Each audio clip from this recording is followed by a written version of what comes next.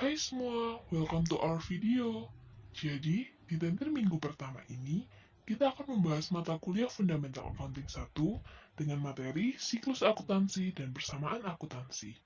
Oh iya, sebelum kita lanjut ke materinya, jangan lupa klik tombol like, comment, share, dan subscribe. Jangan lupa juga pencet tombol loncengnya biar kalian dapat notifikasi video terbaru dari kita.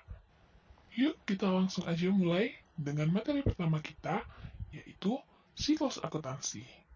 Nah, apa sih siklus akuntansi itu? Siklus akuntansi bisa kita artikan sebagai proses berulang untuk melakukan identifikasi, analisis, dan merekam setiap kegiatan akuntansi dalam sebuah perusahaan. Siklus dalam kegiatan akuntansi ini terjadi dalam kurun waktu 1 tahun. Kemudian, ada berapa tahapan sih di siklus akuntansi sendiri? Jadi, di siklus akuntansi terdapat 8 tahapan. Yang pertama yaitu identifikasi transaksi.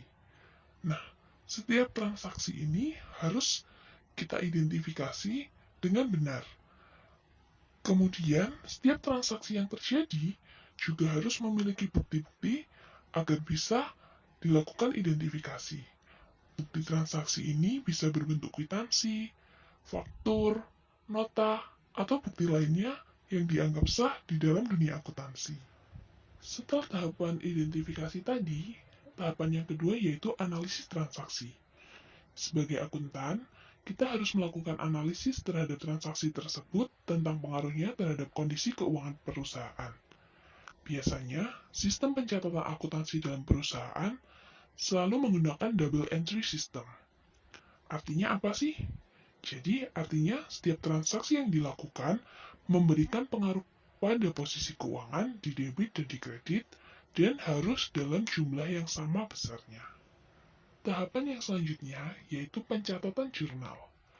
Jadi, setelah akuntan melakukan analisis transaksi, maka akuntan tersebut harus mencatat semua transaksi ke dalam sebuah jurnal keuangan. Dalam ilmu akuntansi, jurnal diartikan sebagai sebuah catatan kronologis selama satu periode tentang transaksi-transaksi yang terjadi.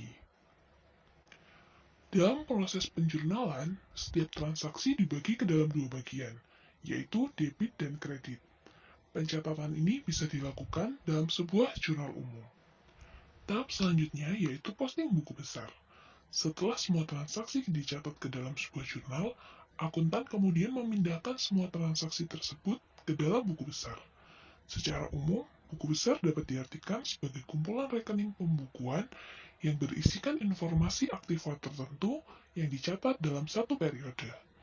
Masing-masing rekening yang ada di dalam buku besar diberi nomor kode tertentu untuk memudahkan ketika proses identifikasi dalam jurnal tersebut. Untuk tahap selanjutnya, yaitu menyusun neraca saldo dan jurnal penyesuaian. Neraca saldo sendiri berisikan daftar saldo dari masing-masing rekening pada buku besar pada periode tertentu. Dalam menuliskan neraca saldo, saldo yang terdapat dalam buku besar disatukan dan harus dalam kondisi sama jumlahnya. Bila dalam suatu kondisi ternyata terdapat transaksi yang belum tercatat atau ditemukan ada kesalahan dalam neraca saldo, maka seorang akuntan wajib untuk melakukan pencatatan dalam jurnal penyesuaian. Selanjutnya, tahap yang keenam yaitu penyusunan neraca saldo penyesuaian. Neraca saldo penyesuaian ini dibuat dengan berdasarkan pada buku neraca saldo yang sudah dibuat sebelumnya dengan memperhatikan jurnal penyesuaian. Yang perlu diperhatikan dalam penyusunan neraca saldo penyesuaian ini adalah jumlah saldo pada aktiva maupun pasiva harus berjumlah sama besar. Selanjutnya, tahapan yang ketujuh yaitu membuat laporan keuangan. Dalam laporan keuangan, kita bisa menyusun beberapa laporan seperti laporan laba rugi, laporan perubahan modal, laporan arus kas, dan neraca yang menghitung likuiditas, solvensi, serta fleksibilitas. Nah, untuk tahapan yang terakhir, yaitu menyusun jurnal penutup. Jurnal penutup ini disusun pada akhir periode akuntansi dengan cara menutup rekening nominal atau rekening laba rugi. Tujuan dari penutupan rekening ini yaitu untuk melihat aliran pada sumber selama periode akuntansi tersebut berjalan. Gimana nih, udah paham kan tentang materi siklus akuntansi? Yuk sekarang kita lanjut ke materi berikutnya, yaitu persamaan akuntansi. Seperti yang udah aku jelasin tadi, sistem pencatatan akuntansi selalu menggunakan double entry system. Jadi, setiap transaksinya memberikan pengaruh pada posisi keuangan di debit dan di kredit, dan harus dalam jumlah yang sama besarnya. Nah, secara sistematis, akuntansi memiliki sebuah persamaan, yaitu aktiva sama dengan kewajiban dan ekuitas, atau aset sama dengan liabilitas plus ekuitas, di mana jumlah dari setiap aset yang dimiliki perusahaan harus sama dengan jumlah liabilitas dan ekuitas dari perusahaan tersebut. Sebagai contoh, misalnya sebuah perusahaan mendapatkan investasi uang tunai sebesar 1 juta rupiah, peralatan dan perlengkapan sebesar 500 ribu rupiah. Nah, pada transaksi ini, bisa kita analisis bahwa terjadi penambahan kas, perlengkapan, dan peralatan sebesar 1.500.000. Penambahan tersebut berarti menambah modal perusahaan sebesar 1.500.000. Dengan adanya transaksi ini, maka aset perusahaan berupa kas, peralatan, dan perlengkapan bertambah 1.500.000, sedangkan di bagian ekuitas juga bertambah 1.500.000. Dengan ini, maka transaksi tersebut seimbang antara debit dan kreditnya. Biar kalian bisa lebih paham lagi, yuk kita masuk ke contoh soal 1. Pada bulan Januari 2020, perusahaan yang bergerak di bidang servis sepeda motor dengan nama Servis Sepeda Motor Mentereng melakukan beberapa transaksi sebagai berikut. Yang pertama, investasi untuk modal pertama pada perusahaan servis sepeda motor Mentereng berupa uang tunai sebesar 10 juta rupiah dan peralatan kantor sebesar 500 ribu rupiah. 2. Membeli perlengkapan bengkel seharga 400 ribu rupiah dan peralatan bengkel seharga 1 juta secara kredit. Yang ketiga, memperoleh pendapatan atas jasa yang telah diberikan selama 1 minggu sebesar 1.600.000 rupiah. Kemudian yang keempat, membayar tagihan listrik dan air untuk bulan Januari 2020 sebesar 200 ribu rupiah. Yang kelima, mendapatkan pekerjaan servis langganan secara kredit sebesar 750 ribu rupiah. Yang keenam, membayar sebagian hutang atas pembelian perlengkapan sebesar 250 ribu rupiah, menerima pelunasan piutang atas transaksi seorang konsumen sebesar 500 ribu rupiah. 7. Pemilik mengambil uang tunai untuk digunakan secara pribadi sebesar 100 ribu rupiah. 8. Dibayar gaji karyawan bengkel untuk bulan Januari 2020 sebesar 3 juta rupiah. 9. Membayar rekening telepon sebesar 75 ribu rupiah. 10. Membayar sewa atas ruangan usaha bengkel sebesar 600 ribu rupiah. Pertanyaannya, buatlah persamaan akuntansi. Nah, dari contoh soal 1 ini, kita mulai dari yang nomor 1, yaitu investasi untuk modal pertama pada perusahaan servis sepeda motor Mentereng berupa uang tunai sebesar 10 juta rupiah dan peralatan kantor sebesar 500 ribu rupiah.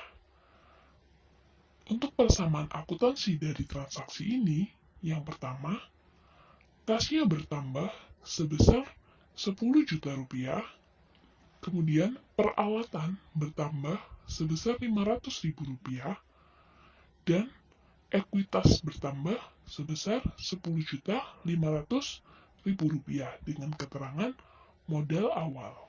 Dari transaksi ini, bisa kita lihat bahwa aset yang berada di sebelah kiri atau dengan home base debit memiliki jumlah yaitu 10.500.000. Sama seperti ekuitas yang berada di sebelah kanan atau home base kredit yang jumlahnya juga 10.500.000. Hal ini yang disebut dengan double entry system, di mana sisi debit dan sisi kredit harus sama jumlahnya. Kemudian, kita lanjutkan ke transaksi yang kedua, yaitu membeli perlengkapan bengkel seharga 400 ribu rupiah dan peralatan bengkel seharga Rp1.000.000 secara kredit. Pada persamaan akuntansinya, kita dapat menambahkan pada aset perlengkapan sebesar Rp400.000 dan peralatan sebesar Rp1.000.000. Kemudian liabilitas juga bertambah sebesar Rp1.400.000 dengan keterangan perlengkapan bengkel. Sama seperti halnya transaksi pertama tadi, aset yang memiliki home base bila debit pada transaksi nomor 2 ini berjumlah Rp1.400.000 dan liabilitas yang memiliki home base kredit berjumlah Rp1.400.000. Jadi, seimbang antara debit dan kreditnya sebesar Rp1.400.000. Selanjutnya, transaksi nomor 3. Memperoleh pendapatan atas jasa yang telah diberikan selama 1 minggu sebesar Rp1.600.000. Nah, pada transaksi ini berpengaruh pada aset yaitu kas bertambah sebesar Rp1.600.000 dan ekuitas bertambah sebesar Rp1.600.000 dengan keterangan pendapatan jasa. Selanjutnya, transaksi nomor 4. Membayar tagihan listrik dan air untuk bulan Januari 2020 sebesar Rp200.000. Nah, untuk transaksi ini, kita membayar tagihan listrik yang merupakan beban untuk perusahaan kita.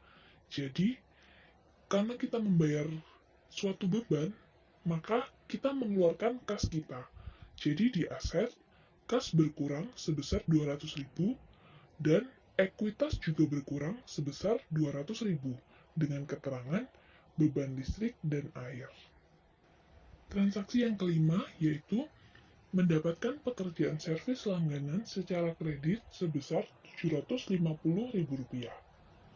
Nah, transaksi ini dilakukan secara kredit, artinya perusahaan tidak mendapatkan uang tunai, sehingga aset yang bertambah bukanlah kas, tetapi piutang sebesar Rp750.000 dan juga ekuitas bertambah sebesar Rp750.000 dengan keterangan pendapatan jasa. Selanjutnya, transaksi nomor 6. Membayar sebagian hutang atas pembelian perlengkapan sebesar Rp250.000, menerima pelunasan piutang atas transaksi seorang konsumen sebesar Rp500.000. Pada transaksi nomor 6 ini, terdapat 2 transaksi. Yang pertama, membayar sebagian hutang atas pembelian perlengkapan sebesar Rp250.000 yang berpengaruh kepada kas yang berkurang Rp250.000 serta liabilitas yang juga berkurang Rp250.000 dengan keterangan cicilan utang. Kemudian yang kedua, yaitu menerima pelunasan piutang atas transaksi seorang konsumen sebesar Rp500.000. Hal ini menyebabkan pengaruh terhadap kas, yaitu bertambah sebesar Rp500.000 dan piutang berkurang sebesar Rp500.000 dengan keterangan pelunasan piutang. Kita lanjut ke transaksi nomor 7. Pemilik mengambil uang tunai untuk digunakan secara pribadi sebesar Rp100.000. Pengambilan uang tunai untuk kepentingan pribadi ini kita namakan sebagai PRIV. Nah, di mana PRIV ini berpengaruh pada aset, yaitu mengurangi kas sebesar Rp100.000 dan juga mengurangi ekuitas sebesar Rp100.000 dengan keterangan PRIV. Kemudian, yang nomor 8, dibayar gaji karyawan bengkel untuk bulan Januari 2020 sebesar Rp3.000.000. Pembayaran gaji karyawan merupakan suatu beban bagi kita yang harus kita bayarkan. Jadi hal ini berpengaruh pada persamaan akuntansi, yaitu kas berkurang sebesar 3 juta dan ekuitas juga berkurang sebesar 3 juta dengan keterangan beban gaji. Selanjutnya, transaksi nomor 9. Membayar rekening telepon sebesar Rp75.000. Hal ini memberikan pengaruh kepada kas, yaitu berkurang sebesar Rp75.000 dan ekuitas sebesar Rp75.000 dengan keterangan beban telepon. Kemudian nomor 10, membayar sewa atas ruangan usaha bengkel sebesar Rp600.000. Hal ini memberikan pengaruh juga terhadap kas, yaitu kas berkurang sebesar 600.000 dan ekuitas juga berkurang sebesar 600.000 dengan keterangan beban sewa. Nah, setelah semua transaksi telah tercatat dalam persamaan akuntansi, maka kita harus menjumlahkan semua transaksi tersebut.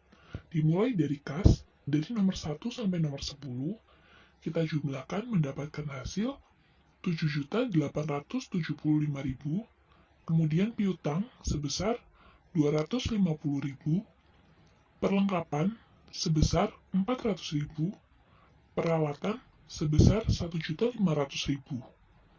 Hal ini, jika kita tambahkan semua asetnya, maka berjumlah Rp10.025.000.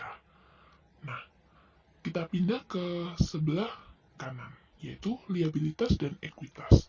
Kita juga menambahkan dari transaksi nomor 1 hingga nomor 10, sehingga liabilitas terdapat totalnya sebesar 1.150.000 dan ekuitas 8.875.000. Sehingga jika kedua ini ditotal, maka akan menghasilkan sebesar Rp10.025.000. Hal ini berarti jumlah aset sama dengan liabilitas ditambah ekuitas. Berarti perhitungan pada contoh soal 1 ini tepat. Oke, mungkin cukup segini dulu pembahasan kita pada hari ini. Sampai berjumpa pada tentir minggu depan. See you next week. Bye-bye.